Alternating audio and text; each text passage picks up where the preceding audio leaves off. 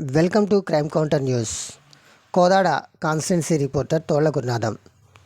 సూర్యాపేట జిల్లా కోదాడ నియోజకవర్గం కోదాడ పట్టణ కేంద్రంలో హుజూర్నగర్ రోడ్ నందు కల అయ్యప్ప స్వామి దేవాలయం ప్రక్కన ఉన్న శివాలయంలో నేడు గురువారం రోజున అయ్యప్ప స్వాములు అన్నదానం స్వీకరిస్తుండగా ఆకస్మికంగా శివాలయం గర్భగుడి నందు నాగదేవత పడగ విప్పి భక్తులందరికీ దర్శనమిచ్చింది.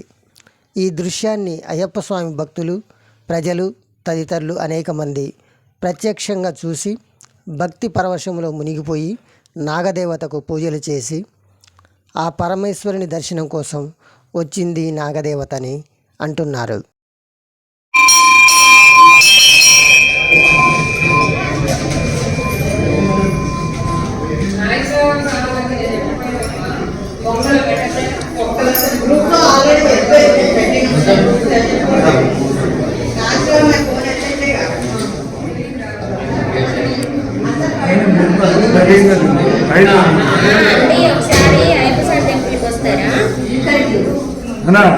డిస్టర్బెన్స్ చేయబాగండి. అటు వస్తుందండి.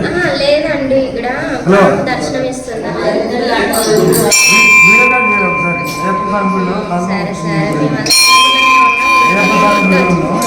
వచ్చి నిలబడుతుంది.